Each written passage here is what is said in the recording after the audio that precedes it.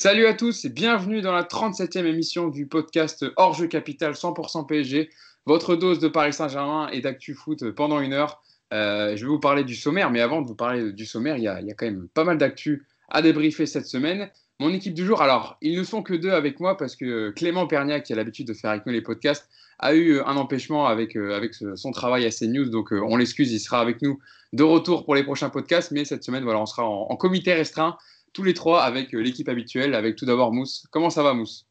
Salut Hugo, salut Yacine. Bah écoute, ça va très très bien. Très bien. Eh ben, écoute, c'est la nouvelle qu'on va annoncer, dont on va parler aujourd'hui, qui te met bien Oui, le moi départ d'un joueur. personnellement, moi ça me réjouit. Ouais. Et avec nous également Yacine Amned. Ça va, Yacine? Salut à tous, ça va, merci. Et bon anniversisaire à Mousse, c'était hier, mais C'était Ah, c'est mardi, gentil, c'était merci. hier, Ouais. mais c'est l'occasion de rappeler un très bon anniversaire, Mousse, de, C'est de la gentil les part gars. de l'ensemble de l'équipe de Paris United, évidemment. Et oui, j'ai fêté mes 28 ans hier. Ouais, ouais, je suis toujours aussi jeune. Et tu vois, je suis respectueux des anciens, j'ai pas donné ton âge. Ça se dit pas, tu vois. Je peux le dire, j'ai 45 ans, pardon. 45 années, tu vois. C'est 45. 10 ans de plus que Thiago Silva. C'est ça. Alors justement, dans l'émission, dans le podcast d'aujourd'hui, on va prendre le temps de revenir sur les 8 saisons de Thiago Silva au Paris Saint-Germain, puisque vous l'avez entendu, ça a été confirmé, ça a été repris dans les médias par notamment l'équipe RMC Sport. Mais nous, sur Paris United, on l'avait annoncé depuis quelques temps, on y reviendra tout à l'heure. Thiago Silva, donc, qui ne prolongera pas la saison prochaine au Paris Saint-Germain. On va revenir sur ses 8 années au Paris Saint-Germain et aussi se projeter sur l'avenir avec la possibilité, est-ce qu'il faudra le remplacer ou est-ce qu'on a une solution en interne et donc faire confiance peut-être à Kimpembe, Kerrer, Abdou Diallo, voire Tanguy Kouassi. Et on terminera avec le nouveau format, avec la Ligue des Champions, le nouveau format qui est mis en place par l'UEFA. Il y a un article qui vient de sortir sur Paris United, d'ailleurs concocté par Yacine, sur un Final 8 qui devrait être mis en place avec une ville pour réunir le reste des matchs à sens unique. On y reviendra tout d'abord, tout à l'heure, sur le format donc, qui est concocté par l'UEFA. Je vous le disais donc, on va commencer avec Thiago Silva, les amis. On va prendre le temps de revenir parce que c'est quand même pas rien. 8 années au Paris Saint-Germain. Thiago Silva, le défenseur brésilien qui a lancé le projet QSI au PSG. Mais tout d'abord, on va revenir sur les circonstances donc, du départ.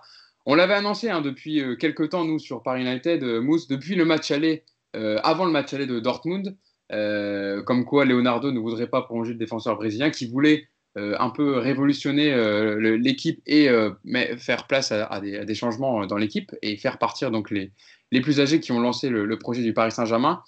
Ça a été confirmé donc ces derniers jours par RMC Sport et l'équipe qui, en gros, Leonardo a appelé le défenseur brésilien pour lui annoncer qu'il ne serait pas prolongé la saison prochaine, qu'il serait prolongé de 2 mois pour terminer les dernières échéances européennes et les coupes nationales avec le PSG, mais qui ne serait pas prolongé au-delà. Hein, c'est ça, Mousse, qu'on a entendu des infos et qu'on avait déjà du coup entendu à PU depuis début mars, du coup, depuis février même, depuis le match aller, Février, ouais. avant le Ouais, match qu'on aller. avait sorti peu de temps avant le match aller face à Dortmund, le 18 huitième février, le huitième de donc, finale. c'était Donc ça nous oui, avait été reproché d'ailleurs. oui, on a déstabilisé le club. Tu c'est connais. ça. Donc, en tout cas, voilà, ça c'est pour les infos. En gros, Thiago Silva, lui, il aurait bien voulu rester, mais il voulait un contrat de 2 ans ferme, en gardant à peu près le même salaire. Hein. Je rappelle, son salaire, c'est quand même de 12 millions En d'euros. fait, il y a eu il y a eu des négociations en fait qui ont été faites cet hiver avec le clan Silva et notamment son épouse. Il était clair dans l'esprit de Leonardo que 2 ans c'était pas possible parce qu'il a aujourd'hui il a 36, hein, ça, il a dépassé les caps des 35. En septembre. Il aura les 36 en septembre. Voilà, donc c'est l'année de ses 36 ans, donc ça le ferait arrêter à 38. Mais c'est surtout une question de salaire, vous l'aurez bien compris. Il est à plus d'1 million d'euros net par mois, ce qui est énorme.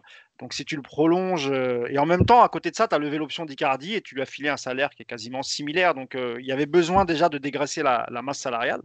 Donc c'est le cas pour Cavani et Silva parce qu'ils touchent sensiblement le même salaire. Donc voilà. Et il semblerait que Thiago Silva n'ait fait aucun effort pour déjà accepter l'année que lui avait proposé Leonardo.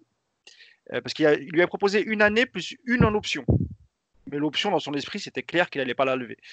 Au même moment, le clan Silva voulait 2 ans faire, mais surtout ne voulait pas sacrifier une bonne partie du salaire. Donc en fait, la décision elle avait déjà été prise à cette époque-là, en février. Simplement avec le Covid et l'arrêt prématuré du championnat, évidemment qu'il y a eu une réflexion, c'est normal. Il y a eu un manque à gagner pour le PSG, un manque à gagner pour tous les clubs. Donc évidemment, s'il y a moyen de conserver un joueur de cette qualité, ça aurait été une bonne affaire. S'il avait accepté imaginons, de réduire son salaire par deux et accepter une année en plus, je pense que ça aurait pu se faire, mais malheureusement, ça n'a pas été le cas. Donc, clap de fin pour Silva. Je pense vraiment qu'il n'y aura pas de retour en arrière. Il est toujours en vacances à Rio. D'ailleurs, il devrait revenir dans les prochains jours. Pour lui, il voudrait rencontrer évidemment Leonardo en personne, physiquement, pour discuter de ses modalités. Mais à mon avis, la décision semble irrévocable, comme on le dirait dans koh Il y a peu d'espoir, sauf si vraiment il arrive et il dit vous pouvez m'amputer 80% de mon salaire, j'accepte tout. Mais bon, connaissant un peu le clan Silva, j'ai du mal à y croire quand même. C'est ça. Donc on va revenir, je vous le disais, on va revenir sur l'ensemble de son parcours à Thiago Silva depuis son arrivée au PSG. Donc voilà, il est arrivé en 2012 en provenance de l'AC Milan. Et pour détailler les circonstances de son arrivée, Yacine, c'est vrai que l'AC Milan n'était pas vendeur au début, mais finalement, par manque de liquidité, on se rappelle de la situation du Milan AC à cette époque, en 2012. Le club traversait une crise financière assez importante. Il avait besoin de faire rentrer de l'argent. Il avait vendu ses meilleurs joueurs, notamment Zlatan Ibrahimovic dans un premier temps. Puis ensuite est venu Thiago Silva. Et d'ailleurs, Thiago Silva l'a souvent répété dans des interviews qu'il n'avait pas voulu partir, qu'il avait été un peu forcé par les dirigeants et qu'il conservait évidemment l'AC Milan comme son club de cœur, comme un de ses meilleurs, ses clubs préférés. D'ailleurs, on se rappelle un peu du symbole quand il jouait avec les prothèses tibias, encore siglé Milan AC. Voilà, après, c'est pas grand-chose, mais c'est vrai que c'était... Belle anecdote. Ouais, parce que c'était le début de QSI et ça a attiré les premiers gros joueurs. Et finalement, c'est vrai qu'on sentait qu'il n'était pas forcément partant de Milan, qu'il était bien là-bas. Il en parlait souvent dans les premières interviews comme d'un club qu'il avait marqué, etc. Voilà, on a eu du mal un peu à s'attacher à lui. Après, c'est vrai que dès le début, ses performances, elles nous montraient quand même la qualité du joueur et on était obligé un peu de faire abstraction, mais c'est vrai qu'il y avait des choses un peu au départ qui étaient un peu énervantes, mais voilà. Puis au fur et à mesure, malgré tout, il s'est quand même bien intégré et puis maintenant, il est quand même marqué PSG. Il est pas 8 ans, c'est pas rien, quoi. Mousse, quand il arrive, c'est le transfert le plus élevé de la Ligue 1, 42 millions d'euros. Il est présenté en grande pompe par Nasser Al-Khelaifi, le président du PSG, comme le meilleur défenseur du monde. Donc c'est un transfert quand même très très important dans l'histoire du PSG, parce qu'il a marqué ses 8 années au PSG. L'année précédente, il y avait déjà eu Pastore au même chiffre, 42 millions d'euros. En fait, il y a les bonus. Avec les bonus, il est arrivé autour des 50 millions d'euros, parce que Pastore, pareil, c'était 45 millions d'euros. Donc il a dépassé Lucas et Javier Pastore. Oui, enfin, de toute façon, d'une année à l'autre, c'est vrai que ça reste deux gros transferts, parce qu'à l'époque, 40 millions, c'était une somme. Aujourd'hui, c'est le prix de. C'était qui déjà c'est quel milieu de terrain qui est parti de Marseille en Angleterre pour 35 millions? C'est Zambo Anguissa. Zambo Anguissa, Ouais. voilà. Donc aujourd'hui, pour 35-40 millions, tu as Zambo Anguissa. Donc tu vois, les temps ont changé. C'est un transfert qui est marquant, quoi. À l'époque, 42 millions d'euros sur le marché des transferts, Paris s'impose vraiment dans la galaxie, avec sa galaxie QSI. Il faut se rappeler déjà du Milan de cette époque-là. C'est pas du tout le Milan d'aujourd'hui, puisqu'il appartenait encore à Berlusconi. Il y avait encore beaucoup de très très bons joueurs. Moi, j'ai pas la mémoire de Yacine, mais dans le dernier papier qu'avait fait Yacine sur Leonardo et Leonardo entraîneur, c'était en 2009-2010. Quand tu vois les joueurs qui évoluaient à cette époque-là, donc déjà tu peux comprendre aussi qu'un joueur comme Silva, vu que tu étais au début du projet QSI, qu'il ait eu quelques réticences, parce que Milan, c'est un très, très, très grand club, notamment dans les années 90. 80, j'ai moins de mémoire, mais 90, 2000, ça reste un grand club. Mais ouais, comme je rejoins Yacine, il a eu, au début, il a eu beaucoup de mal, encore une fois, ce qui est un peu normal, tout comme Ibrahimovic, qui avait avoué lui aussi avoir traîné un peu des pieds, parce que, encore une fois, le Milan, à l'époque, si tu mets sur la carte du foot le Milan et le PSG, bon, il y a quand même une grosse différence. Après, moi, quand il arrivait, j'étais archi content parce qu'à l'époque, et c'est vrai, il arrivait avec l'étiquette d'un des meilleurs défenseurs du monde. Et c'est vrai que même si nous, dans l'histoire du PSG, on a eu des grands défenseurs centraux, j'ai pas l'espoir, peut-être à part Ricardo en termes de défenseurs étrangers, mais j'ai pas le souvenir d'avoir eu un défenseur aussi fort que Thiago Silva. Et déjà qu'il était fort et qu'on avait une Ligue 1 qui était un peu faible, Donc, il s'est régalé en arrivant. Après, on parlera un peu de ses matchs en Ligue des Champions. Mais en tout cas, quand il est arrivé en France, que ce soit les commentateurs, que ce soit les journalistes, que ce soit même les joueurs de Ligue 1, tout le monde s'accordait à dire que c'était très, très impressionnant de jouer contre Thiago Silva. Ouais. Dans sa première année sous Carlo Ancelotti, le PSG traverse une crise vers novembre 2012. Il y a une crise des résultats. La formation, le système de tactique de Carlo Ancelotti ne fonctionne pas. Il se cherchait un peu, les sapins de Noël, je sais pas quoi, le milieu. Il compte procéder à des changements radicaux et il passe en 4-4-2. Et d'ailleurs, c'est à ce moment-là, Yacine, que Thiago Silva commence à se voir confier le brassard de capitaine aux dépens de Christophe Jallet, qui lui aussi voit la concurrence de Grégory Van der Wiel le mettre sur le banc. Donc c'est à partir de là qu'il va prendre aussi le flambeau de capitaine qu'il ne lâchera pas pendant ces 8 années. Après, on le sentait venir, mais je pense que Ancelotti il a fait un peu de politique, c'est-à-dire qu'il ne voulait pas l'imposer dès son arrivée comme capitaine. Il a attendu le bon moment, c'était autour de la trêve. Et c'est vrai que tout de suite, on a senti quand même qu'il avait l'habitude d'être capitaine. C'était le capitaine du Brésil, déjà à cette époque. Et il a montré tout de suite quand même des grosses qualités. Et ce qui tranchera après avec la deuxième partie de son passage au PSG, finalement. Parce qu'au départ, on sent le leader, quoi, le patron en défense. Alors en plus, il est bien parce qu'il est avec Alex, donc deux Brésiliens. Et c'est vrai que moi, franchement, la première année, j'étais vraiment impressionné parce que ma référence, entre guillemets, comme l'a dit Mousse, c'était Ricardo, dans les plus grands défenseurs qu'on ait connus au PSG. Et c'est vrai que là, c'est quand même presque un niveau au-dessus encore, c'est-à-dire qu'il y a tous ces joueurs, quoi. Il y a la qualité de relance, il y a le style, il y a la façon de défendre, la lecture du jeu, le jeu aérien. Franchement, c'était énorme, quoi. Les premiers matchs vraiment que je l'ai vu, je me suis dit, oh, c'est exceptionnel ce qui se passe. Mousse, d'ailleurs, dans cette première année au PSG, Thiago Silva dispute le premier quart de finale de Ligue des Champions de sa carrière. Alors, on se rappelle le 2 avril 2013, lors du match aller face à Barcelone. Il fait un excellent match, donc c'est quand même assez paradoxal parce qu'on lui reproche souvent ces matchs compliqués en Ligue des Champions. Mais le premier quart de finale qu'il dispute avec le PSG, il est concluant. On se rappelle, conclu sur un score de 2 partout à l'aller et qui terminera sur un but. Il est à l'origine du but du 1 partout. Il est encensé par la presse catalane et française. Et à l'issue du match, d'ailleurs, Carlo Ancelotti avait affirmé que c'était, selon lui, le meilleur défenseur du monde. Même David Villa et d'autres joueurs du Barça l'avaient confirmé. Et lors du match retour le 10 avril, là, Thiago Silva avait également fait un énorme match. Il y avait un but de Javier Pastore au début de seconde période, mais les Parisiens avaient encaissé un but de Pedro, synonyme d'élimination. Mais c'est vrai que son parcours européen avait plutôt bien commencé, alors que c'était quand même le premier quart de finale de Ligue des Champions de sa carrière.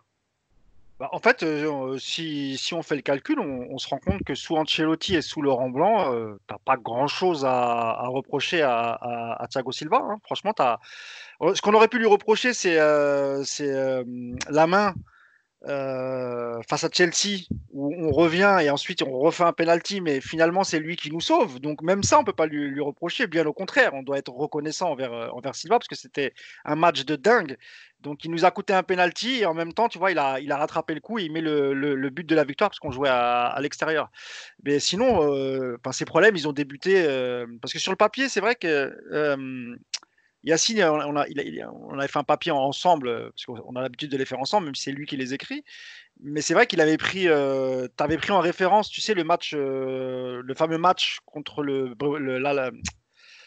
match où ils se font éliminer en Coupe du Monde, où il a refusé de tirer le penalty. Chili. Voilà, contre le Chili, pardon, je ne vais pas dire de bêtises. Et tu avais expliqué que c'était là un peu la bascule, en tout cas au niveau mental, sur Thiago Silva. Mais au PSG, ça, on ne l'avait pas encore trop vu. C'est vraiment à partir d'Unai Emery. Et je pense aussi, comme il y avait eu un peu une défiance entre lui et Unai Emery, c'est peut-être aussi pour ça qu'il avait peut-être un peu moins de confiance en lui, parce qu'il faut bien expliquer que Laurent Blanc lui accordait toute sa confiance. D'ailleurs, il a toujours été titulaire et c'est les autres qui tournaient. Lui, il a toujours été titulaire. Après, avec l'arrivée de Unai Emery, c'était un entraîneur, vous vous rappelez, que pour lui, tous les joueurs étaient égaux et il n'y avait pas de passe droit pour les uns pour les autres. Et je pense que c'est à partir de là aussi qu'il y a eu un peu le déclin de Thiago Silva. Et évidemment que ce n'est pas le seul fautif sur certaines éliminations. Et là, on va parler notamment de Barcelone et de Manchester.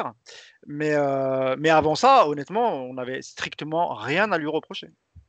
Justement, pour vous parler de Laurent Blanc, qu'il a toujours accordé sa confiance, il a toujours adoré le joueur, j'avais pris une déclaration qui me semblait assez bien résumer le profil et le jeu de Thiago Silva. Donc je cite Laurent Blanc, il voit très bien le jeu, possède une très bonne qualité de jeu long et un jeu de tête très performant. Il est très solide dans les duels, à terre comme en hauteur, il est complet, n'a aucune faille. C'est un défenseur moderne parce qu'il est aussi fort défensivement que beaucoup d'autres, mais il a quelque chose en plus que cela. Quand il a le ballon, il sait quoi en faire. Pour moi, c'est le meilleur défenseur du monde. C'est vrai que Yacine, Thiago Silva, on l'a toujours considéré comme un des meilleurs défenseurs du monde parce qu'il avait cette présence défensive et aussi cette propreté dans la relance et aussi dans les tacs, dans ses replis défensifs, qui fait que c'est un défenseur qui ne prenait pratiquement jamais de carton, qui n'a pratiquement jamais pris de carton jaune ou carton rouge. Mais je crois qu'il y a une année au PSG, il est défenseur et il y a un moment de la saison où on a pratiquement joué 8 mois de la saison et il a fait un truc comme 6 fautes ou 10 fautes, je crois. C'est juste extraordinaire. C'est-à-dire que même dans les duels aériens, il ne fait pas de faute. Quand il prend le ballon, il sait sauter. Moi, franchement, finalement, c'est ça qui est dommage dans le football. C'est que le mec, il va faire 310 matchs avec le PSG. Il va en rater peut-être 3. Et finalement, c'est ça qui va marquer tout le monde. Ouais, et on reste là-dessus. Alors que, honnêtement, un défenseur de cette qualité, c'est exceptionnel. Et comme l'a dit Laurent Blanc, en fait, il savait tout faire. C'est-à-dire qu'il a du jeu long, il sait relancer. Quand il récupère un ballon, il sait quoi en faire tout de suite. Voilà, c'est tout ça. Et c'est vrai que cette bascule de 2014, alors il y a l'histoire du Brésil. Et en fait, il y a toute une période où c'est un peu flou. Ça veut dire qu'il y a 7 mains contre Chelsea, mais heureusement, il se reprend. Mais pour ceux qui l'ont vu aussi en Copa América, il fait le même style de main en quart de finale avec le Brésil où il offre un penalty. Je ne sais plus c'était contre qui, mais c'était en quart de finale en Copa América. Et en fait, des mains improbables, on a l'impression que à ce moment-là de sa carrière, il peut disjoncter parce que la pression est trop forte et il n'arrive plus à la gérer. Et c'est vrai que le point d'orgue, c'est le match du Barça.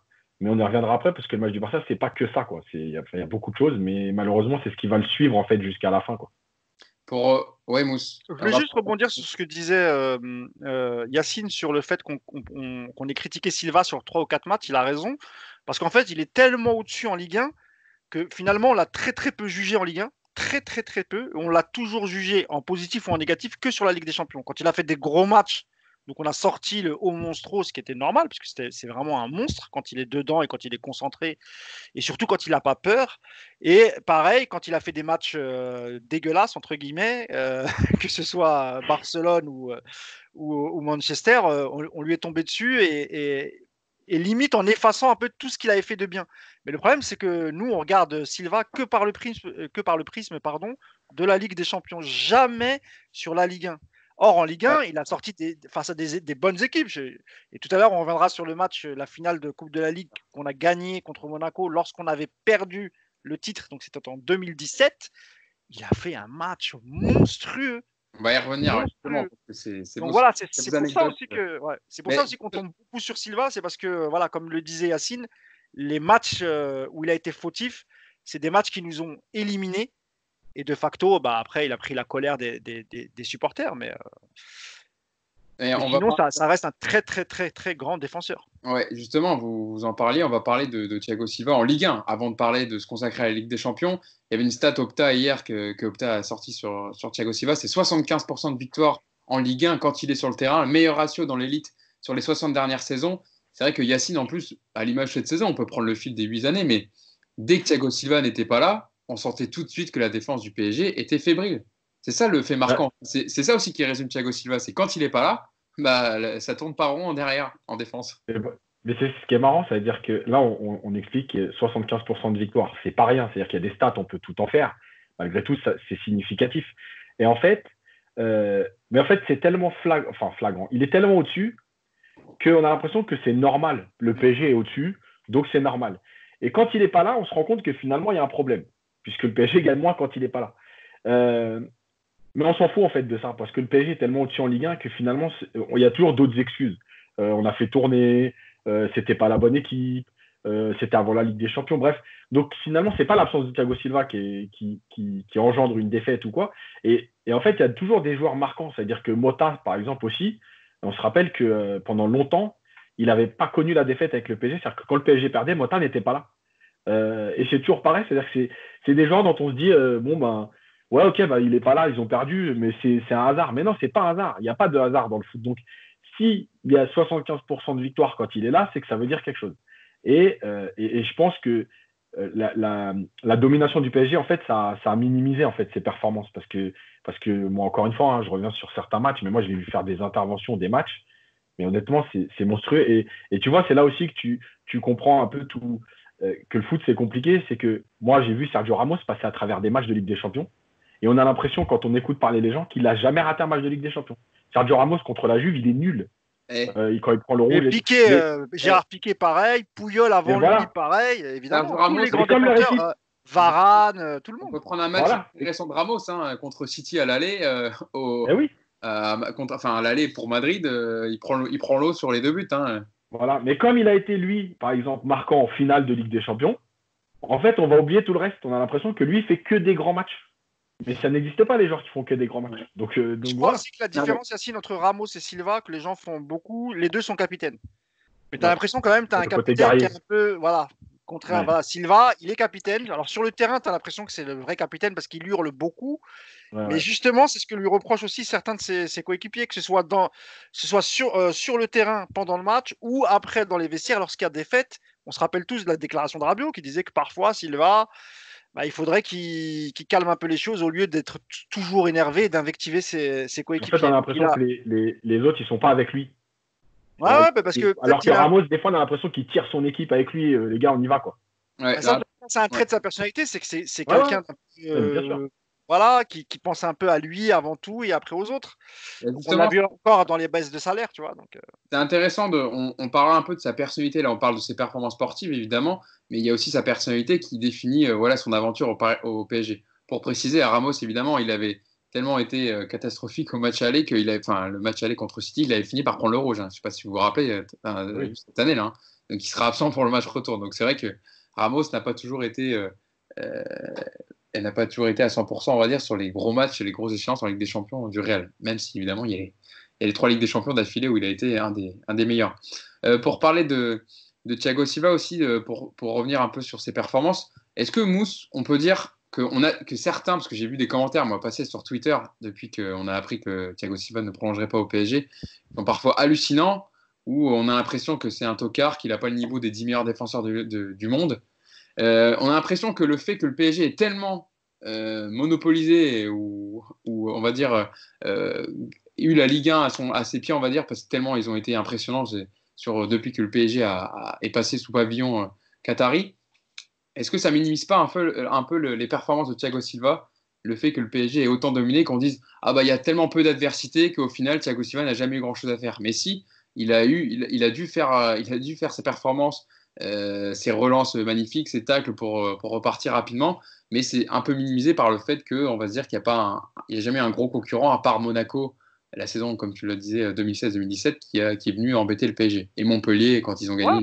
c'est ce qu'on se disait tout à l'heure. C'est-à-dire que le fait d'évoluer en Ligue 1 et le fait que le PSG soit au-dessus de toutes les équipes, à part une seule saison, on a vu un vrai concurrent, c'était Monaco en termes d'effectifs, même si Lyon a toujours eu plus ou moins un bon effectif, mais par contre, Lyon n'a jamais fait la course. Il me semble que dans toute l'ère QSI, on n'a jamais fait la course avec l'OL. La seule. Si, avec Ouais, Laurent Blanc, une année là, où on a la lutte et il craque vers 4-5 journées de la fin. Avec Fekir, la première année, la première grosse j'avais pas le souvenir. Mais oui, parce qu'après, année, quoi. après, il y avait des 20 points d'écart, des 30 points Voilà. d'écart, donc c'était un peu plus compliqué, en effet.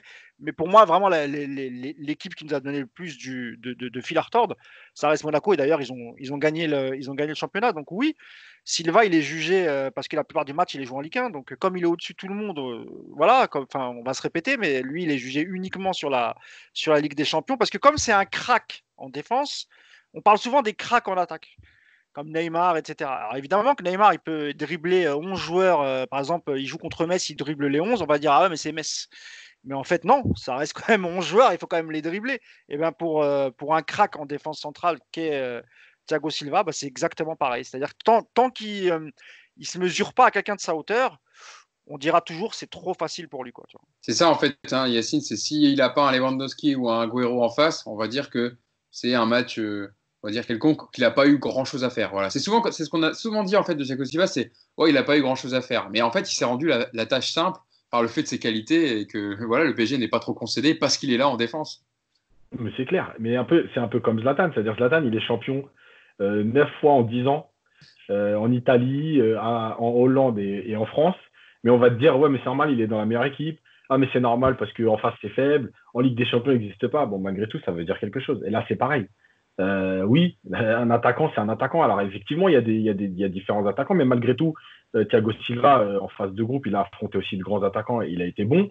Et on reviendra en fait de cette différence. Qu'est-ce qui s'est passé à un moment donné en Ligue des Champions dans certains matchs, encore une fois. Parce qu'en phase de groupe, par exemple, contre Liverpool, le match retour au parc, il est énorme. Ceux qui se rappellent de la deuxième mi-temps, même si c'est pas un grand Liverpool et tout, mais il est juste énorme dans les duels, dans la lecture des trajectoires, dans la façon de couper les trajectoires sur les centres, etc. Il est énorme. Donc, ouais, il y a les matchs à élimination directe sur certains qui basculent, mais dans sa globalité, évidemment enfin, c'est pas parce que c'est la Ligue 1, c'est juste qu'il est trop fort, quoi. On va on va mettre les pieds dans le Juste, plat. attends, je peux dire un mot sur les commentaires parce que c'est marrant parce que aujourd'hui on lit plein de trucs, c'est-à-dire qu'aujourd'hui les mecs qui te disent ouais tant mieux qu'il soit parti, etc. On a l'inverse, on a ceux qui disent ouais on peut pas le laisser partir comme ça, machin et tout. Mais en même temps, les mêmes qui te disent fallait le garder, par exemple. S'il signe un an de plus et qu'il se rate l'année prochaine, ce sera le premier à les détruire. Et on va même aller plus loin, parce qu'on en parlera après, mais je fais la parenthèse là-dessus parce que les commentaires, Kimpembe Marquinhos, t'as les mecs qui vont te dire ah ouais mais vas-y c'est bon, faut prendre un défenseur, c'est Kimpembe Marquinhos, tu vois ce que je veux dire? Ouais. Et on est tout le temps là-dedans et on fait jamais, il n'y a pas d'analyse en fait, tu vois? Parce que moi je prends juste un mec comme Matip par exemple à Liverpool, mais il y a 3 ans Matip, personne n'en veut. Mais le mec il se retrouve avec un bon défenseur avec lui, avec un entraîneur qui lui fait confiance, t'as l'impression que le mec c'est devenu un monstre. Donc c'est juste une question, enfin tu vois, c'est les commentaires aujourd'hui c'est catastrophique quoi, mais bon bref. Non, mais c'est vrai que ça serait les premiers à tomber sur Thiago Silva s'il faisait des matchs horribles en Ligue des Champions, mais évidemment, ça c'est la sauce Twitter, il n'y a pas de juste milieu, c'est soit noir, soit blanc. Donc au C'est final, ça, ouais. on est obligé de dire que soit Thiago Silva est un tocard sur les matchs de Ligue des Champions, soit c'était le meilleur défenseur. Il y a un juste milieu, je pense, à trouver, à Non, dire mais Hugo, il faut être clair. et qu'il a fait de très bons matchs en Ligue des Champions, mais à certaines grosses échéances, on attend le PSG depuis que Paris a été racheté, il a failli. Mais ça, c'est un fait, on l'a toujours dit. Donc, Hugo, partie de son histoire au PSG. Ouais, Mousse. il faut être clair. Thiago Silva, c'est peut-être le meilleur défenseur qui a eu le championnat français. Je ne parle même pas du PSG, je parle de tout le championnat et de toute l'histoire du championnat de France. C'est le meilleur défenseur. Non, voilà, il y a eu des Carlos Moser à Marseille, des Ricardo au PSG. C'était quand même du très très lourd. Bah, moi, et encore, Carlos Moser, il faisait moins dans la dentelle, hein, tu vois ce que je veux dire? Ah ouais. C'était un déménageur, lui, tu vois. C'est pas du tout comme, voilà, c'est pas du tout comme, comme Thiago Silva qui joue beaucoup en anticipation, tu vois. Et c'est ça qui est de la folie, ces joueurs. Moi, je vais juste citer maintenant le match qui m'avait marqué face à une équipe de Ligue 1. Alors, c'est la finale de Coupe de la Ligue contre Monaco en 2017, où eux remporteront le championnat. Et nous, je crois qu'on remporte les 2 coupes nationales. Et rappelez-vous, à l'époque, c'est l'année où Kylian Mbappé explose. Donc, il est face à Thiago Silva. Thiago Silva, il a écœuré Mbappé et beaucoup d'anticipation parce qu'il s'est retrouvé souvent en face à face avec Thiago Silva. Alors, Thiago Silva, c'est normal qu'il se retrouve en face à face avec Mbappé, pardon, parce que c'est un joueur qui reste beaucoup sur sa ligne, qui n'avance pas beaucoup. Donc, dans sa façon de jouer, tu as le temps de voir arriver les attaquants. Mais Mbappé, quand il est lancé, un passement de jambe, en général, il te met dans le vent. Hein. Et ben là, ce jour-là, il n'a pas réussi à le passer. On a eu l'impression que Silva, il s'est dit, ma mission aujourd'hui, et ben, Mbappé ne mettra pas de but. Parce que je crois qu'on finit sur un gros score. 4-0. 4-1. En fait, je me suis refait la finale parce que tu m'en as parlé, Mousse, en souvenir pour Thiago Silva. J'ai exagéré. Parce que je n'ai pas. Ouais, c'est Draxler qui met le premier but. Draxler, il avait fait un excellent match aussi ce jour-là. Donc, c'était contre la Dream Team de Monaco, hein, le jour où il pose des problèmes au PSG. Tu avais Thomas Lemar, Bernardo Silva, Bakayoko au milieu de terrain, Fabinho. Donc, c'était la grande année de Monaco. Et c'est Thomas Lemar qui égalise.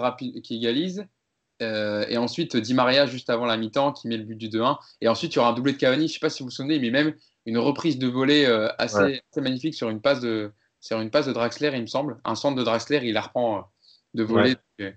Et d'ailleurs, il avait dépassé Paoletta dans les buts en Coupe de la Ligue. Il avait mis 10 buts, donc il avait dépassé Paoletta dans les records. Mais c'est vrai que c'est assez, Là, du coup, tu vois, il était face au jeune Mbappé, Mbappé qui avait explosé cette saison-là, qui avait mis des buts extraordinaires.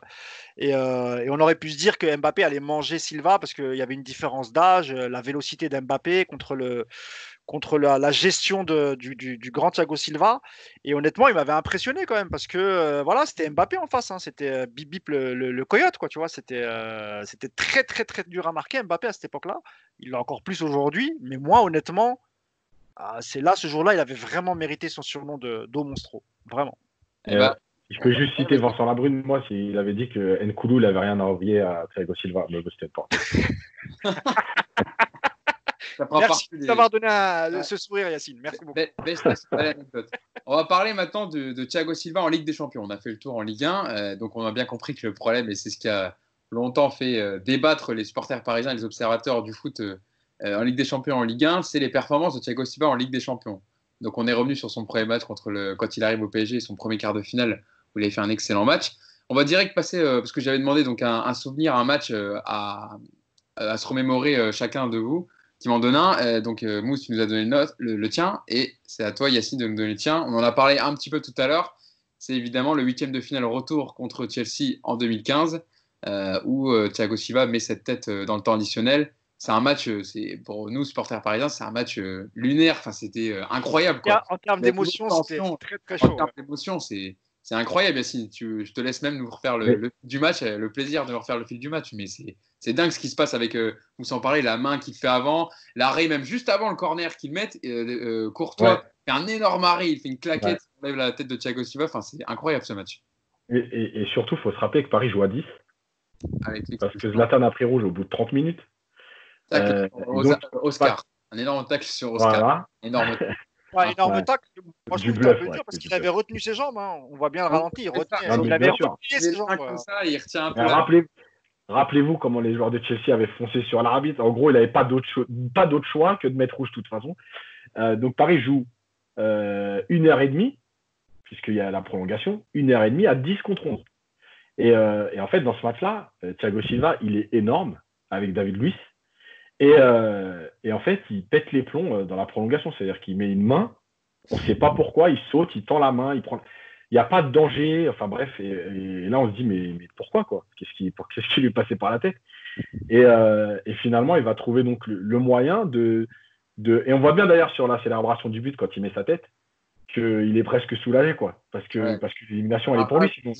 Ouf, on va pas retenir ça du match, et je permets à Paris de Il semble qu'il se met sur le coin de corner, il se met à genoux, il fait ça, et tout le monde saute sur lui. Et il met une tête, elle est juste exceptionnelle.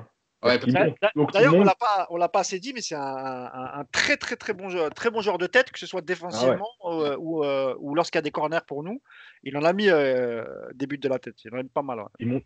Il monte plus haut que tout le monde et il place son ballon, c'est-à-dire qu'il lobe Courtois en décroisant sa tête, un peu lobé, elle retombe juste où il faut. Franchement, c'est extraordinaire. Et c'est vrai que ce match-là, c'est un peu le symbole, c'est-à-dire que il fait cette main un peu improbable, et c'était après la Coupe du Monde, donc 2014. Et en même temps, il est capable de marquer de la tête et de réaliser défensivement un match énorme. Donc ça résume quelque part sa carrière.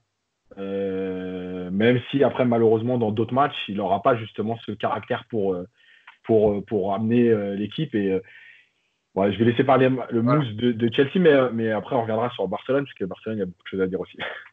Mousse, pour terminer sur le match de Chelsea, on se rappelle d'ailleurs, c'est Thiago Motta qui tire le corner. Il le tire d'une belle patte du gauche. C'est un corner pour un droitier, il le tire du gauche, donc enroulé un peu extérieur au but. Sortant, il met sortant, pardon. Et c'est d'ailleurs, Motta, quand il arrive, il tire tous les coups francs. On s'en était même étonné en souriant, en se disant, tiens, c'est un milieu défensif qui tire qui tire tous les corners, donc c'était assez amusant. Pour Chelsea, je vais pas dire un peu plus. Il avait fait son match, il avait fait un super match. Toute l'équipe avait fait un super match. Tu as raison de parler de David Luiz, parce que on n'a pas eu l'occasion de dire que David Luiz, il avait fait des gros matchs avec le PSG. Il en a fait, mais bon, moi, je suis un peu mitigé sur son passage, même si j'adore l'homme, David Luiz, le joueur, j'étais un peu moins fan. Mais sur Silva, non, je ne vais pas en rajouter plus, sauf qu'à dire qu'évidemment, il n'y a pas eu que ce match-là, il y en a eu beaucoup d'autres. Il y a eu, encore une fois, jusqu'à Laurent Blanc, ça s'est super bien passé. Yacine a parlé tout à l'heure de la double confrontation en 2012-2013 face à Barcelone. Et encore une fois, jusqu'à Unai Emery, honnêtement, et même avec Unai Emery et Tuchel sur certains matchs de phase de groupe, il a été très bon.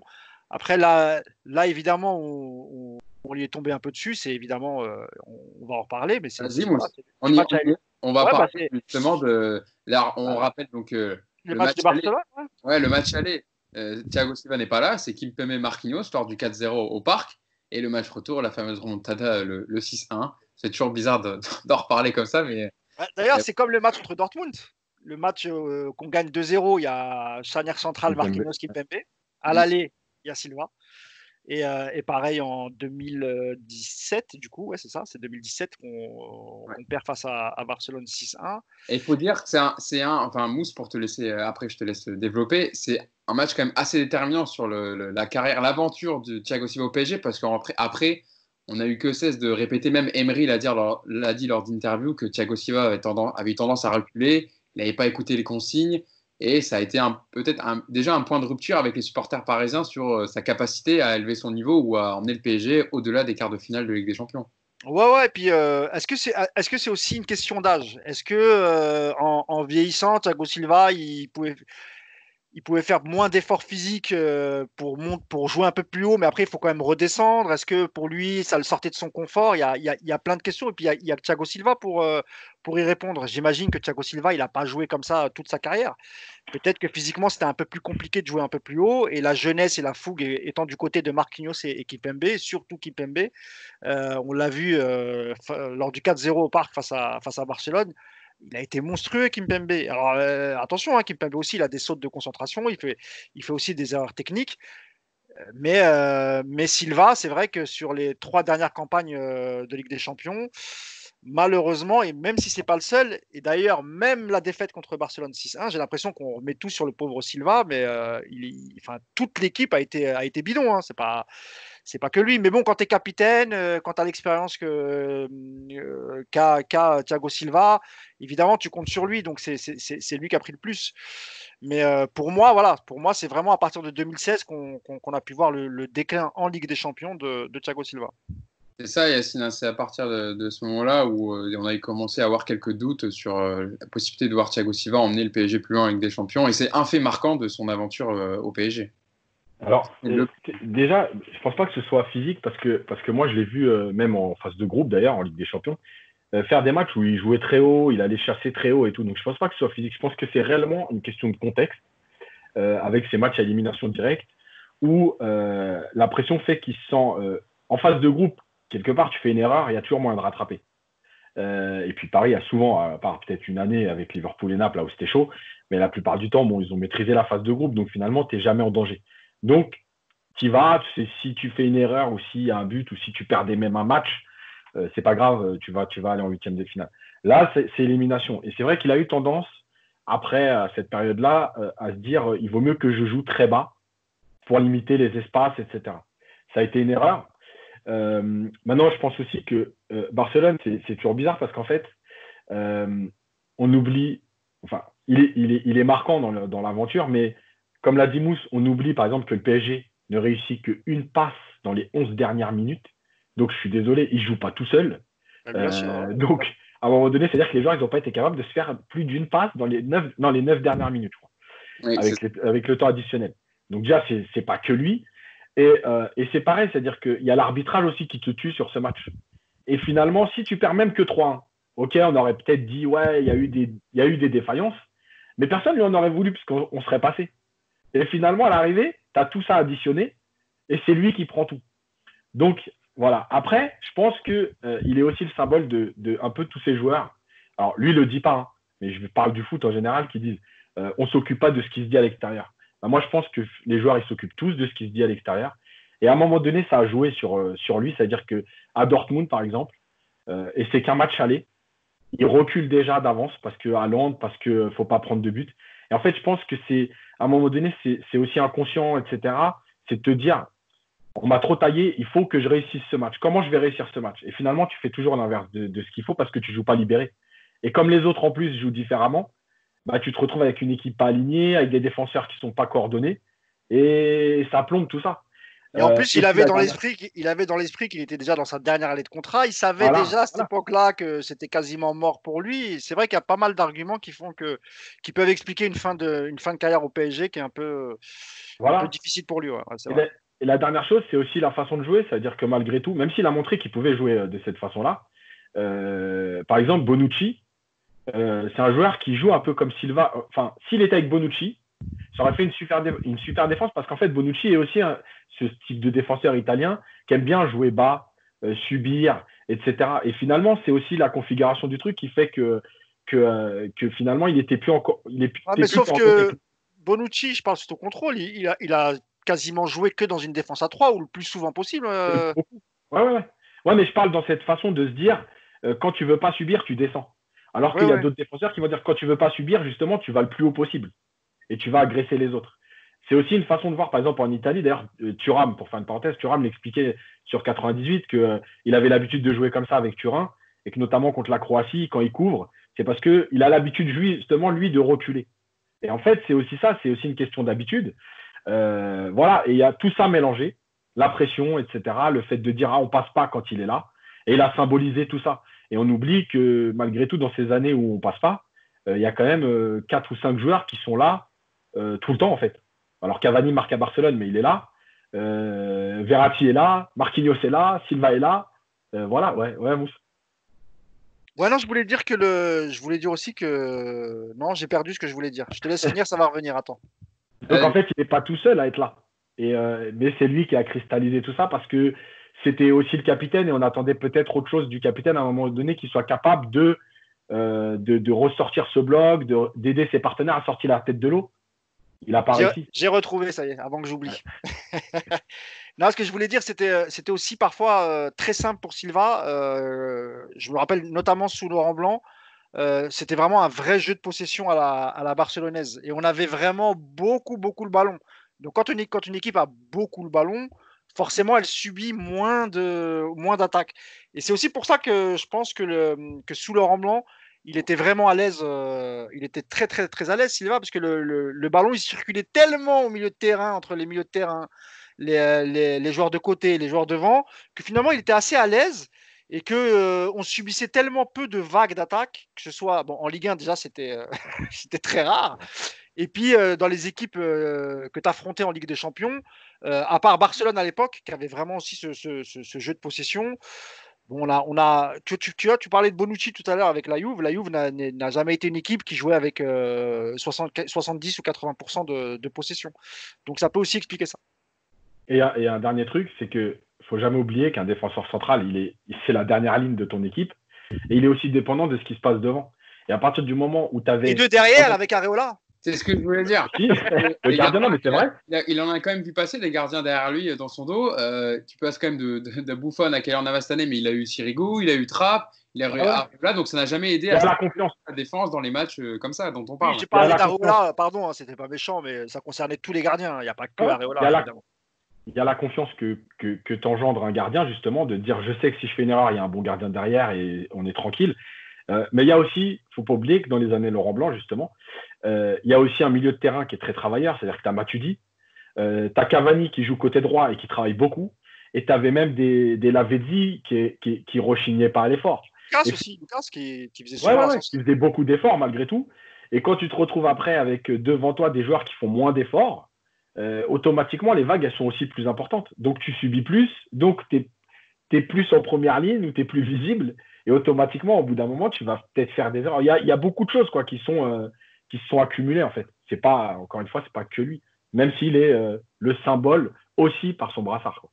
Et justement, en parlant de symbole, le départ de Thiago Silva donc, du Paris Saint-Germain la saison prochaine soulève d'autres questions, notamment est-ce que c'est une page qui se tourne de ce PSG version QSI? Parce que voilà, Thiago Silva, c'était un des garants du projet par son statut de capitaine et puis son impact au PSG sur le terrain comme en dehors. Ça marque quand même une nouvelle peut-être orientation donnée au projet, Mousse, parce qu'elle est d'autant plus cruciale que tu as tes deux têtes d'affiche, Neymar et Mbappé, qui sont en fin de contrat en 2022. C'est le moment aussi de savoir si le PSG va réinjecter rapidement de l'argent sur le mercato pour dire on a les mêmes ambitions sportives et on veut toujours gagner avec des champions, ou voilà, où on passera plutôt par du recrutement interne ou par le fait de faire sortir des jeunes aussi du centre de formation et pour cumuler par exemple l'absence de Thiago Silva On y viendra juste après en thème. Moi, je pense que dans l'esprit de Leonardo, même avant la crise du Covid, je pense que dans son esprit, évidemment, il souhaitait un peu de changement et peut-être ramener des joueurs avec, tu vois du style un peu Sarabia, du même profil, tu vois, des très bons joueurs, mais pas forcément des joueurs déjà starifiés. En fait, ce qu'il voudrait, je pense, c'est prendre des joueurs avec des gros potentiels et que ces joueurs deviennent des stars à l'intérieur de l'effectif du Paris Saint-Germain et pourquoi pas faire comme les autres clubs, hein, les vendre, faire des plus-values, racheter d'autres joueurs, etc. Donc je pense évidemment, effectivement, pardon, qu'on tend plus vers ça, des mercatos plus judicieux, plus malins, moins de dépenses, peut-être offrir moins de gros salaires aussi. Et on voit qu'avec les départs programmés de Silva et Cavani, même si Icardi il a obtenu ce qu'il voulait, mais Icardi c'est différent parce que c'est quand même une très très bonne opportunité de marché. Un attaquant qui met 20-25 buts par saison, que tu achètes 50 millions, encore une fois, 50 millions aujourd'hui, tu n'as jamais d'attaquant du profil d'Icardi ou aussi prolifique que lui, tu vois ce que je veux dire. Donc en dehors d'Icardi, qui a un très grand nom, je reste persuadé que les prochains deals, c'est pour ça que moi je ne crois pas par exemple au remplacement de Thiago Silva dès cette année. Et quand je dis remplacement, c'est-à-dire d'injecter entre 60 et 100 millions sur un seul joueur. Par exemple, on a beaucoup parlé de Koulibaly. Moi, je suis quasiment certain que ça ne se fera pas. Et que ce soit Koulibaly ou un joueur de ce type-là, tu vois, du type Van Dijk ou même Varane, qui a été à un moment pisté par le PSG. Mais Varane, il a encore 2 ou 3 années de contrat avec Madrid. Donc, il est jeune, international français, champion du monde. Il a gagné beaucoup de Ligue des Champions. Ça coûte un prix, tout ça. Or, aujourd'hui, tu as quand même une charnière Kimpembe et Marquinhos qui est pas dégueu, qui est loin, loin, loin d'être dégueu. On a vu le dernier match on en a parlé tout à l'heure avec Yacine, du match retour face à Dortmund. Donc, non, il faut laisser sa chance. Il a prolongé il n'y a pas très longtemps Marquinhos. L'année d'avant, c'était Kimpembe. Ils ont tous les deux de gros salaires. On a Diallo derrière, qui pour moi est un très bon joueur. On va en parler justement, Mousse. Enfin, on va faire un thème sur ça. Ne spoil pas le débat. On va y venir rapidement. Donc voilà, je laisse la parole à Yacine. Ouais. Sur le projet QSI, Yacine, c'est vrai que c'est un vrai tournant parce que c'est, comme le disait Mousse, c'est un vrai message à envoyer. Qu'est-ce que tu veux faire passer comme message? Est-ce que tu continues à investir drastiquement sur le marché transfert ou alors, évidemment, la crise va jouer aussi son rôle sur le prix des transferts et le nombre de deals, on va dire, qui vont se faire entre les gros clubs. Mais voilà, c'est un vrai tournant à prendre pour le PSG version QSI. Ouais, parce que en plus, quand on regarde bien, on va prendre par exemple le Real. Le Real, ils n'ont pas 3 gros joueurs en défense centrale. Ils en ont 2 et puis ils ont 1 ou 2 remplaçants. Finalement, aujourd'hui, les équipes elles vont être de moins en moins constituées de très gros joueurs comme ça à des postes où, en tout cas, le remplaçant, ça pourra plus être un très gros joueur. À part, évidemment, par exemple, on prend les clubs anglais parce qu'ils ont de l'argent, etc., parce que les droits télé. Mais dans les autres pays, on voit bien que c'est plus comme ça. Et c'est pareil, c'est-à-dire que les gens aujourd'hui qui vont dire il faut un 3e grand défenseur, Paris va mettre 50 millions sur le défenseur de l'Inter, là, le Tchèque. Je ne sais plus comment il s'appelle. Et j'ai oublié Skriniar. Milan Skriniar. Voilà. S'il ne fait pas l'affaire, ils vont dire on achète des joueurs à 50 millions. Je pense qu'aujourd'hui, on va être malheureux. Enfin, nous, encore une fois, on n'est pas les comptables du PSG. Hein. S'ils sont capables de mettre 50 millions, ils mettent 50 millions. Mais malheureusement, aujourd'hui, en plus, avec la crise, il va falloir faire attention à tout ça, le fair play financier, etc. Donc, tu ne peux plus faire des trucs comme ça. Donc, aujourd'hui, il ne faut pas te tromper. Tu as 2 très bons défenseurs qui méritent d'avoir leur chance.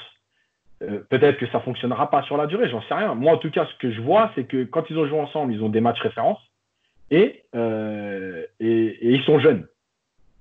Voilà, laissons-les jouer. On a des remplaçants. En Ligue 1, ça suffira. Effectivement, si tu as une tuile en Ligue des Champions, bon, bah, voilà. Yacine, tu peux aussi changer de système. T'es pas, qui dit que ce soit Tourelle ou un autre joueur. Imaginons Allegri, il arrive. Il peut décider de jouer à 3 avec Diallo, Kimpembe. Alors, je sais, tu vas me dire, il y a 2 gauchers et un droitier. Ou bien peut-être même Kerrer, tu vois, je sais pas. Ou bien faire jouer Kerrer plus haut sur un couloir et garder Diallo, Marquinhos et Kimpembe. Ça dépend aussi de l'animation que tu vas voir. Tourelle a déjà joué avec une défense à 3. On sait qu'Allegri est adepte de la défense à 3 aussi, s'il arrivait cet été. Donc il y a quand même des solutions. On n'est pas. Aujourd'hui, tu as Kouassi derrière qui pousse. Aujourd'hui, tu as d'autres priorités. C'est-à-dire que tu as des postes vraiment où tu dois aller chercher quelque chose. Le poste de latéral droit, par exemple, tu sais que c'est une priorité. Donc aujourd'hui, tu n'es t'es pas dans l'obligation d'acheter un défenseur central, en fait. C'est comme les autres, c'est-à-dire s'il y a une opportunité de marché, peut-être, mais en tout cas, la priorité, elle n'est pas là. Et justement, ça vient pour mon autre thème que je voulais aborder avec vous. Donc, vous avez commencé à en parler parce que je sais que vous débordez sur les débats. Vous avez vite envie de donner vos idées, mais vous avez raison. On va parler donc, est-ce qu'il faudrait le remplacer numériquement ou donc privilégier la solution interne? Vous commenciez à en parler. Donc, de ce que j'entends, c'est qu'il faudrait privilégier. Il y a les joueurs pour compenser le départ de Thiago Silva. Donc, il y a Thilo Kehrer, il y a Abdou Diallo, il y a Marquinhos, il y a Kimpembe. Et il y a voir Tanguy Kouassi qui est quand même peut-être un des enjeux de ce mercato, parce qu'on le sait maintenant d'après les dernières, on va dire les dernières informations, Kouassi serait plutôt chaud pour rester au Paris Saint-Germain et ne pas partir donc à Leipzig comme c'était prévu initialement. Donc c'est vrai que si tu veux envoyer un signe positif à ta formation, à faire confiance aux jeunes qui sortent mousse du centre de formation, comme Tanguy Kouassi qui a fait quand même quelques apparitions très intéressantes cette saison avec Thomas Tuchel.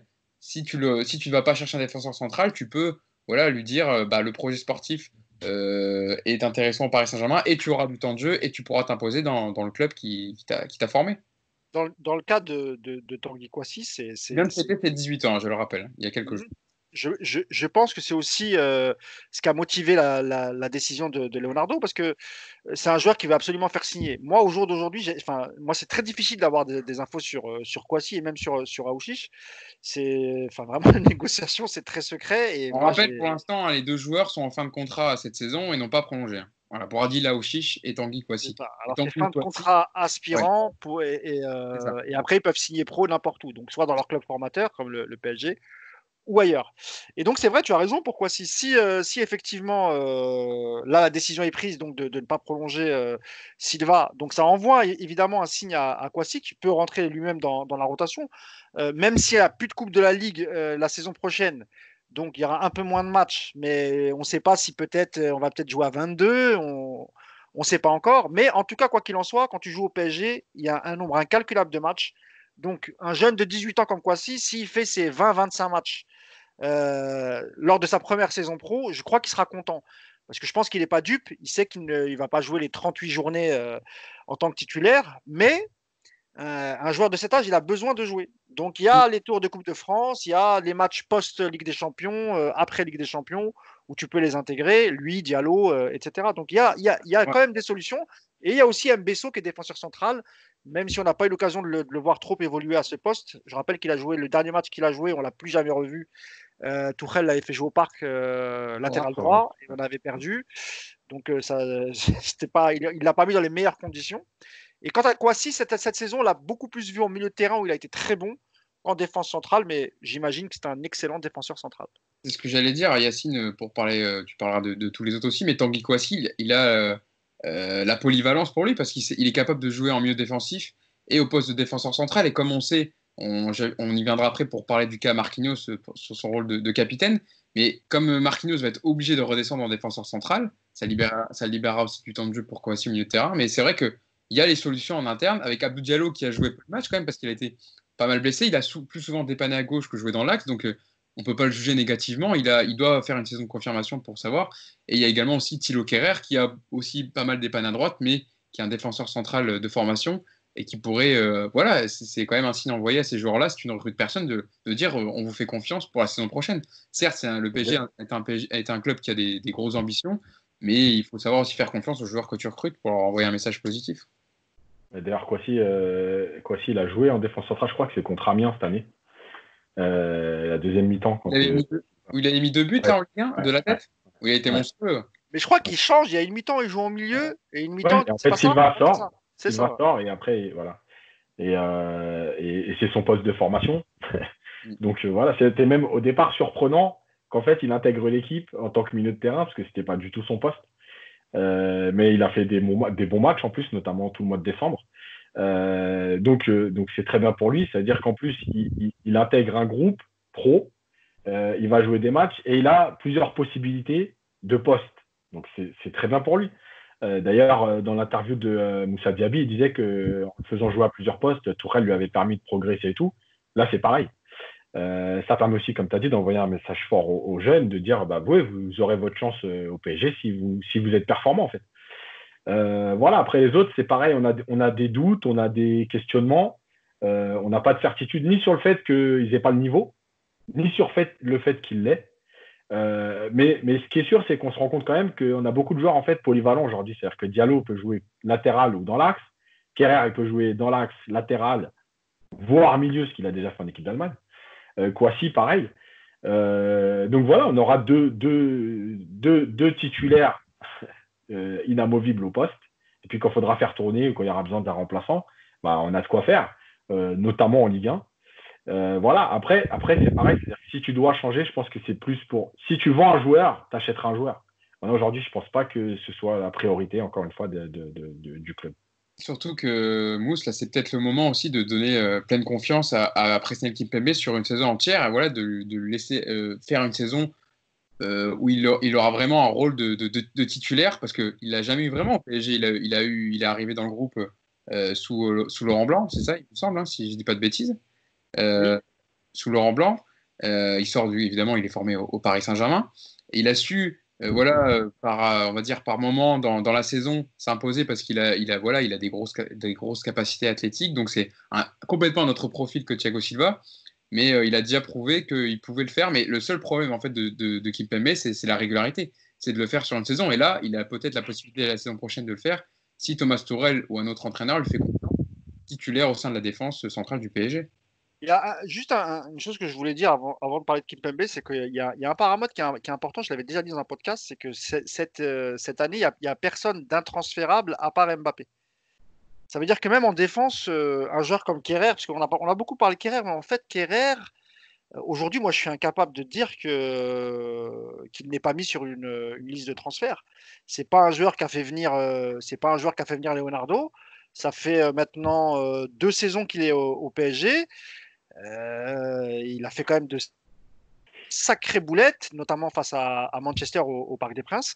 Donc à surveiller aussi, hein, parce que les joueurs que n'a pas fait venir Leonardo, il fera aucun sentiment. C'est-à-dire que s'il y a une belle offre pour Kerrer, parce que c'est un jeune joueur, hein, c'est un joueur prometteur, je rappelle qu'il est international allemand. Donc c'est un joueur qui a quand même de belles qualités, même si jusqu'à aujourd'hui il n'a pas eu l'occasion de trop les montrer. Mais donc voilà, je referme la parenthèse. Donc il faudra aussi surveiller et même Diallo, on ne sait pas, hein, tu vois, s'il décide de refaire une refonte complète. Et C'est dommage quand même de ne pas lui avoir laissé sa chance après seulement. mais moi je suis d'accord, j'aime beaucoup Il a Diallo. beaucoup dépanné à gauche. Moi, Bien sûr. franchement, je vois pas beaucoup de gens en plus défendre Abdou Diallo. Je sais pas ce que vous en pensez, mais c'est un joueur quand même auquel il faut laisser Moi j'aime beaucoup. sa Moi j'aime confiance. beaucoup. Je trouve Moi, qu'il est propre à la relance, etc. C'est un très bon joueur. c'est un autre profil. Et puis il a un peu, voilà, il est très propre dans ses relances. Voilà, il sait couper les offensives. Il est un peu aussi, c'est un peu aussi un défenseur d'évitement, hein, comme on disait un peu Thiago Silva, d'anticipation.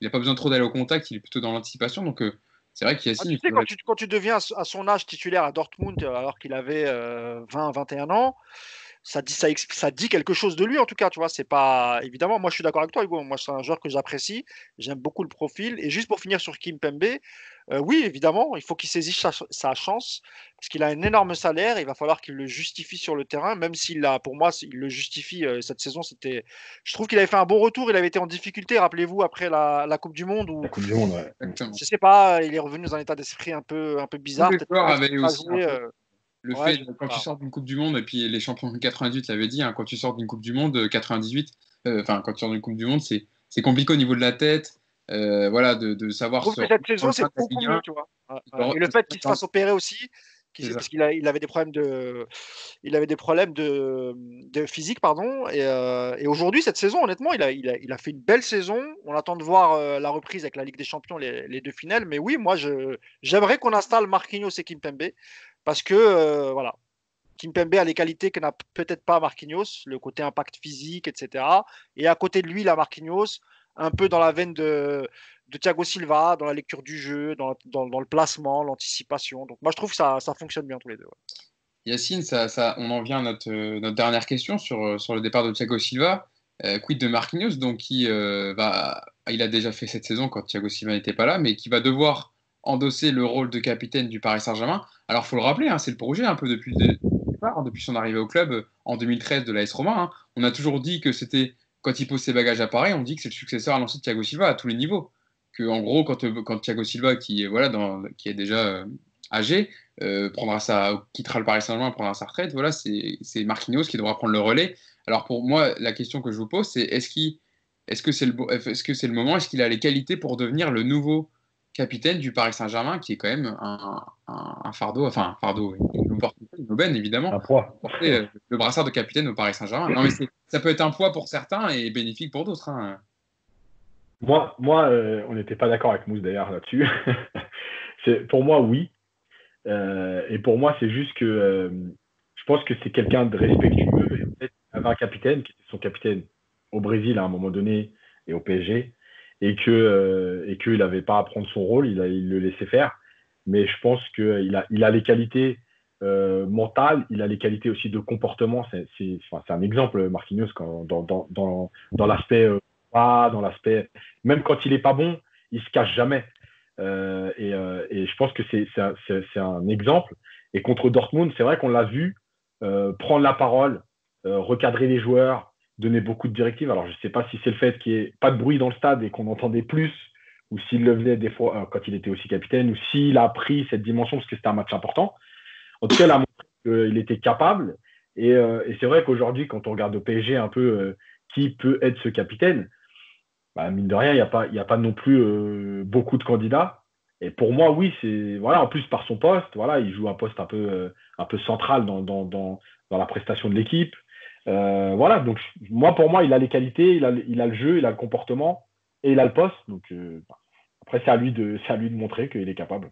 Mousse, toi, donc, c'est vrai qu'on a déjà eu en plus quelques discussions cette année quand on a fait les podcasts, le podcast Hors Jeu Capital dans les studios, mais est-ce que tu penses qu'il a l'âme d'un capitaine, toi? Alors on sait, voilà, je pense que je vais pas spoiler, mais j'imagine que c'est par son charisme, sa prestance, tu vas me dire qu'il a il est un peu moins, il fait un peu moins capitaine que certains, mais c'est vrai qu'il a, comme le dit Yacine, au niveau de son attachement au club, à la ville. Là, on a vu, c'est le dernier à être parti au Brésil, c'est le premier à être rentré. Au niveau de l'exemplarité et de ses performances, il n'y a pas grand-chose à dire sur Marquinhos. Mais l'élément que je peux ajouter, si je peux me permettre, c'est quand même que là, Marquinhos était plutôt protégé par Thiago Silva. On va dire que c'est Thiago Silva qui centrait les critiques. Là, tu te retrouves à mener la défense. Donc, si tu tiens pas ta défense et que tu es défaillant sur un match de Ligue des Champions, il pourrait y avoir peut-être quelques critiques qui apparaîtraient sur Marquinhos, et c'est là qu'il faudra que Marquinhos soit fort aussi. Bah, tu sais, quand tu es capitaine d'une équipe comme le PSG, il faut être un peu craint. C'est ce qu'était Thiago Silva, de par sa personnalité un peu intrigante, un peu, tu vois, un peu faillot, un peu premier de la classe. Ces rapports qu'il avait avec Nasser Al-Khelaifi, privilégiés, vus d'un mauvais œil par le reste du vestiaire. Je pourrais t'en citer des tas comme ça, mais quand tu es comme ça, en même temps, tu peux aussi imposer des choses parce que tu as une certaine autorité, etc. Parfois même trop, comme on l'a dit tout à l'heure, ce que lui reprochait un peu Adrien Rabiot. Pour Marquinhos, c'est différent parce que, effectivement, moi j'adore l'homme, le joueur est très sympa, effectivement. Alors il aime le club, etc. Même si je rappelle quand même qu'il a fait des pieds et des mains pour rejoindre Barcelone à l'été 2016 2014 ou 2015, je ne sais non plus. Très 15, peu je de temps crois. après son arrivée, hein. C'était 2 ans. Il arrive en 2013. 2015, 2015. Alors Ouais. c'est 2015 2015, alors. voilà. 2015, Entre ouais. nous deux, alors, c'est bon, info, oui. 2015. Parce qu'à l'époque, tu sais, il y avait une rotation, etc. Et Lui, il puis voulait jouer des fois absolument arrière jouer. droit. Ouais, Ouais, ouais, exactement, ça j'avais oublié, mais c'est vrai, tu as raison de le rappeler. Donc voilà, il ne faut pas non plus le faire passer pour un bisounours. Lui aussi, il a eu ses petites envies personnelles et lui aussi a pleurniché et a fait des pieds et des mains pour rejoindre Barcelone, comme avait fait Verratti 1 an plus tard, d'ailleurs, c'était en 2016. Et moi, ce qui me gêne chez Marquinhos, c'est ça, c'est ce côté. Alors, peut-être qu'il va s'améliorer avec le temps, parce que s'il récupère. Le problème, c'est que il a eu le brassard avec parcimonie.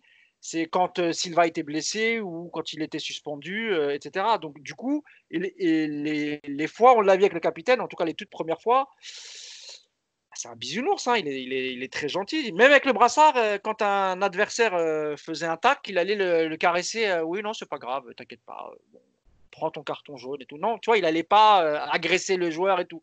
Donne le brassard à Verratti, tu vas voir. à la moindre injustice, lui, il va aller aboyer, sauter, etc. Au bout de 5 minutes, Verratti sera plus sur le terrain, il aura déjà pris un rouge, donc ça sert à rien. Non, mais alors peut-être qu'avec le brassard, peut-être qu'il le fera de manière moins virulente, j'ai envie de te dire. Mais moi, c'est ce que j'aurais voulu voir aussi un peu chez Marquinhos, tu vois. Et pareil, moi, j'ai l'image de, je sais plus contre quel match où Mbappé, c'est Marquinhos qui a le brassard, et c'est le jeune Mbappé qui dit à son capitaine, ouais, mais qu'est-ce que tu fais?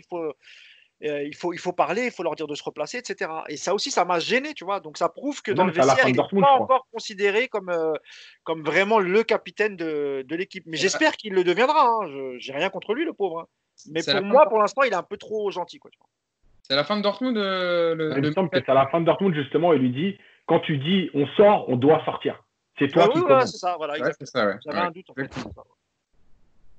Donc voilà mes réticences sur Marquinhos. Mais bon, peut-être qu'en le portant tous les matchs, maintenant qu'il va être vraiment capitaine, bah peut-être qu'il le sera. Moi, c'est tout ce que je lui souhaite. D'ailleurs, à qui tu peux le donner d'autre? Parce qu'en termes d'ancienneté, tu as Verratti, Cavani, tout ça. Cavani, Silva, ça part. Et Di Maria, c'est pas pareil. C'est pas... Mais au niveau... On parle d'ancienneté, hein, je parle pas au niveau du ouais, bien sûr. Ouais. Mais Di Maria, c'est pareil. Kimpembe, par rapport à son histoire aussi, par rapport au fait qu'il soit formé au club, parce qu'ils ont à peu près le même âge, ils ont qu'un an de différence. Ouais. Non, mais je parle par rapport à l'histoire. Oui, bien sûr. Par contre, tu peux avoir Kimpembe, Verratti ou Marquinhos. Ouais. Les autres, c'est un peu. Ou bien, si tu veux vraiment donner envoyer un signal fort, tu le donnes à Neymar, par exemple. Tu vois, qui a lui aussi été déjà capitaine de la Seleção, même si j'ai cru comprendre que c'était pas un rôle qu'il affectionnait à l'époque. D'ailleurs, Tite lui a retiré le brassard de capitaine. Hein. C'était pas par rapport aux petites affaires extrasportives de l'été dernier. Ouais. Voilà, c'était aussi parce qu'il était vachement contesté dans le pays, on va dire, sur ces affaires. Donc, il a préféré, pour lui éviter un poids en plus, lui enlever le brassard de capitaine. Je pense qu'on a été complet. Après, j'avais mis une petite question en plus, mais je ne sais pas si vous voulez en parler, sur l'avenir de Thiago Silva. Dans quel club il pourra aller? Parce qu'il, voilà, donc Mousse, tu disais, il a 35 ans, il va avoir 36 en septembre. C'est un joueur qui prend 12 millions d'euros annuels. Alors, dans les clubs intéressés, il y a Everton en première ligue. Comme par hasard, il y a son ancien entraîneur au PSG, Carlo Ancelotti.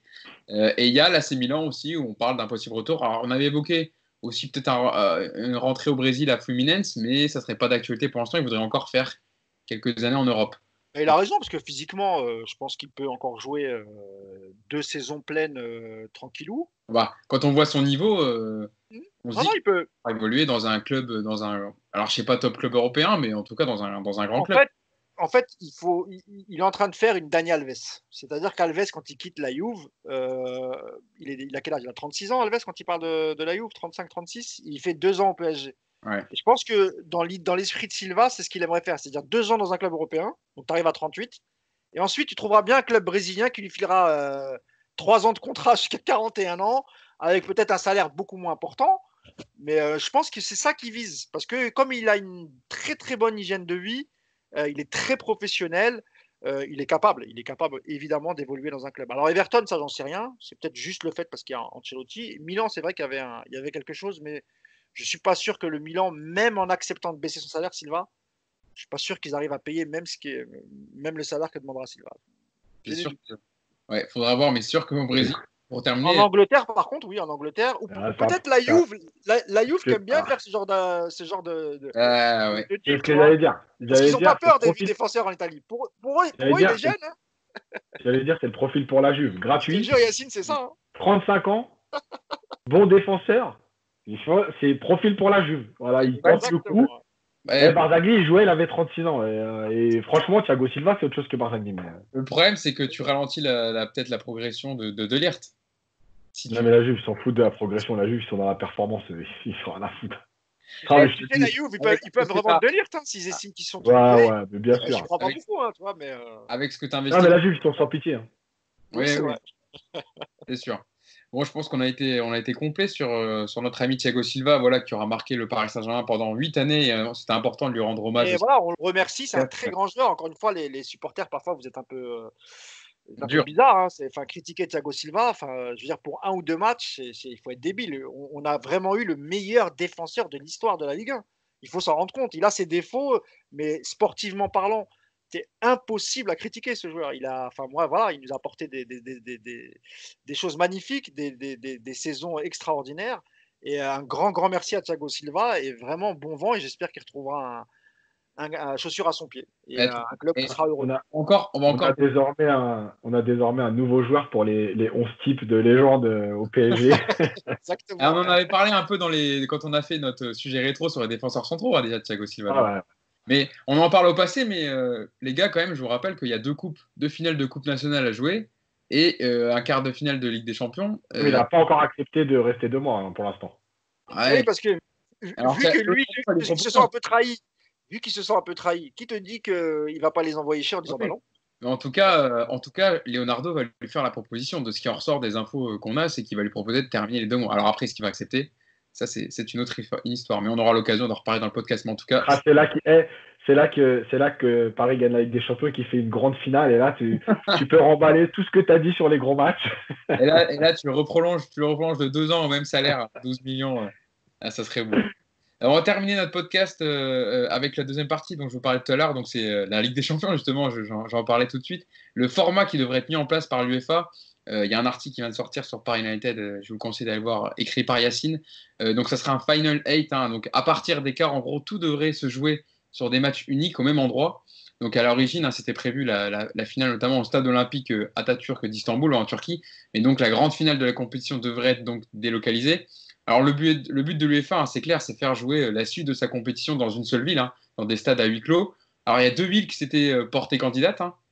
Des infos qu'on a, des infos aussi que donne AS, c'est Lisbonne et Madrid, la capitale portugaise, donc, qui devrait rafler la mise, contrairement à sa voisine espagnole. Donc, la cité lusitanienne pourrait accueillir les matchs parce que le Metropolitano est disponible, mais le Santiago Bernabéu est en travaux. Donc, ça aurait été compliqué pour jouer tous les matchs qu'il reste à faire.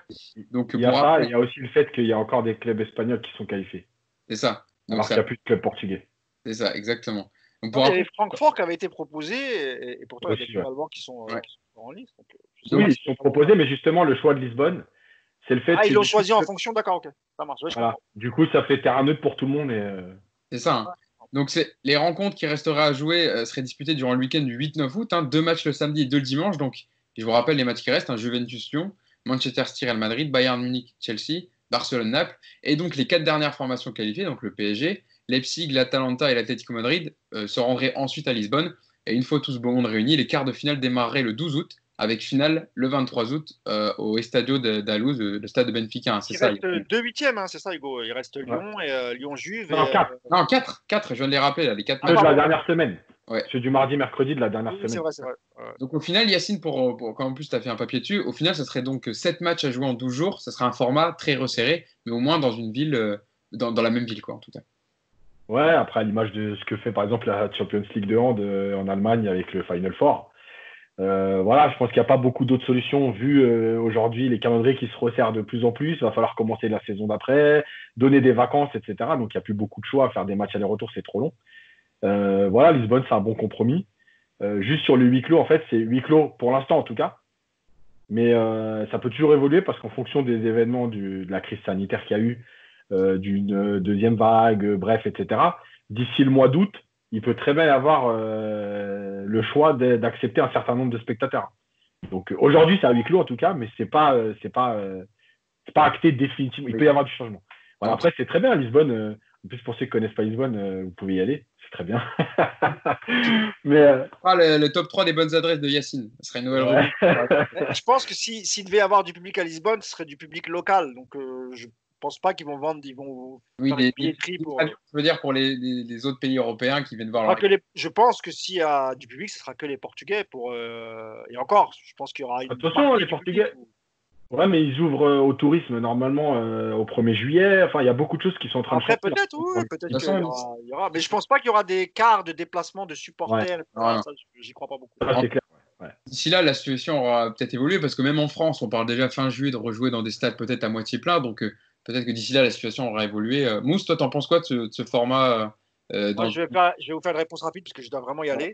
Oui. Après, de toute façon, là, Non, mais franchement, c'est le meilleur compromis qu'on pouvait avoir. Moi, j'avais milité pour ça, pour qu'il n'y ait pas de match aller-retour. Parce que je pense que la priorité pour l'UEFA, c'est pas de remplir les stades, c'est vraiment de finir la compétition. Donc, si ça se joue à huis clos, ils seront très contents. Le but étant vraiment de conclure cette édition 2019-2020. Moi, les craintes que j'ai pour le PSG, c'est le fait qu'on n'ait pas repris. C'est qu'on va reprendre l'entraînement le 22 juin. même si on a un match amical 10 jours après, faire un match amical avec 10 jours de préparation après une coupure de quasiment 3 mois, ça va être très compliqué. J'ai peur des blessures pendant les matchs amicaux. On a 2 finales à jouer, donc c'est cool. Ce sera 2 matchs avec un peu d'intensité, en tout cas, je l'espère. Peut-être pas contre Saint-Etienne, mais peut-être contre Lyon. En tout cas, des matchs officiels, quoi. Ouais, voilà. Et puis Lyon a un 8e à préparer, donc contre la Juve. J'imagine quand même qu'ils vont quand même être très sérieux face au PSG. Et en plus, tu as une place en Europe. Donc pour là, c'est pour ça que pour moi, c'est un match important, le PSG Lyon, parce que Lyon va être très motivé pour cette place européenne. Donc voilà, moi, les craintes que j'ai pour le PSG, c'est ça, c'est le manque de compétition et le risque de blessure. En dehors de ça, j'ai vraiment hâte d'y être parce que ça va être sympa de voir des super affiches concentrées en si peu de temps. Donc là, on était vraiment en manque de foot. Je crois que tout le mois d'août, plus en juin, tu récupères le championnat espagnol, anglais, les Italiens qui vont reprendre. Donc c'est bien. D'habitude, à cette période, on n'a pas de foot. Ouais. Et là, on va en bouffer quasiment 12 mois d'affilée jusqu'à l'Euro prochain. Moi, je suis content. 7 matchs en 12 jours, on va se régaler sur les matchs de Ligue des Champions. Il y aura D'ailleurs, Aulas, pour terminer, Aulas a proposé tout à l'heure en conférence de presse où il présentait Kadewere, l'attaquant du Havre qui arrive à Lyon, de faire un tournoi, on va dire, amical en juillet et d'intégrer évidemment le PSG et Lyon qui ont encore des échéances européennes à jouer pour les refamiliariser avec le terrain. Donc, avoir possiblement une compétition, créer un petit tournoi. Je termine juste 30 secondes. Ouais. Parce que c'est vrai que trouver des matchs amicaux pendant que les championnats se jouent, ça va être impossible pour le PSG en fait. Ouais. C'est un des gros points. Avec des équipes pro françaises de D2 oui. Je parle des clubs étrangers, tu pourras pas. C'est ça le problème. En tout cas, on aura. Sauf avec des équipes très lointaines, mais il y aura un problème de voyage, de visa, tu vois, donc t'es coincé, quoi. On aura l'occasion d'en reparler. Merci à vous d'avoir été avec moi. Bon, on a été tous les trois, mais on a été complets. Voilà, même si on avait Clément en moins aujourd'hui, vous avez pu plus parler et il y avait un beau sujet à traiter avec Thiago Silva. Donc on a fait le tour, on a bien résumé l'aventure parisienne, les 8 belles années de Thiago Silva au Paris Saint-Germain. Et on espère que le format vous aura plu. Merci à vous de nous avoir écoutés. Je peux dire juste un dernier tout petit mot. C'est moi qui, oui, je sais. Ouais, mais je voulais juste remercier les gens qui nous mettent des commentaires sur la chaîne YouTube. Et vraiment, merci beaucoup pour vos encouragements. Beaucoup s'étonnent qu'on ait moins d'abonnés, qu'on ait 13 000, mais nous, on est très fiers déjà d'en avoir 13 000. On est très fiers de vous proposer ces contenus. Et vraiment, je tenais à remercier tous ceux qui mettent des commentaires sur YouTube, parce que ça change un peu de Twitter et de ces réseaux sociaux où tu te fais insulter pour un oui ou pour un non. Les gens sont très encourageants. Merci, c'est pour vous qu'on le fait aussi. Donc, n'hésitez pas à parler de la chaîne YouTube Paris United, incitez vos amis à s'abonner, cliquez sur la petite cloche, vous aurez toutes les notifications lorsqu'il y a un vidéo, parce que ça aide dans le référencement. Il faut vraiment liker la vidéo, parlez-en autour de vous, etc. Laissez des commentaires sur les cartes Pokémon derrière Racine, voilà, ça nous intéresse. Tout nous intéresse. Non, c'est vrai, voilà. Un dernier mot. Arrêtez de me comparer avec le fameux Momo Eni. Je ne vois pas où vous voyez une ressemblance entre cet énergumène et moi-même. C'est extraordinaire. J'ai même pas les cheveux longs. J'ai une barbe poivre et sel. Ça n'a absolument rien à voir, les amis. Il est pour ça, il faut le dire. Sur toutes les vidéos, j'y ai droit. En quoi je ressemble à Mohamed Eni? Les mecs. Physiquement, peut-être les gens. Bon, en tout cas, oui, c'est vrai. Merci pour les commentaires, merci à vous et on espère que le contenu vous plaît et on vous proposera ça encore pendant de longues semaines et on est avec vous pendant le confinement et même après le confinement. Donc voilà, merci à vous pour les commentaires et puis on se dit à la semaine prochaine pour un nouveau podcast. Salut à tous.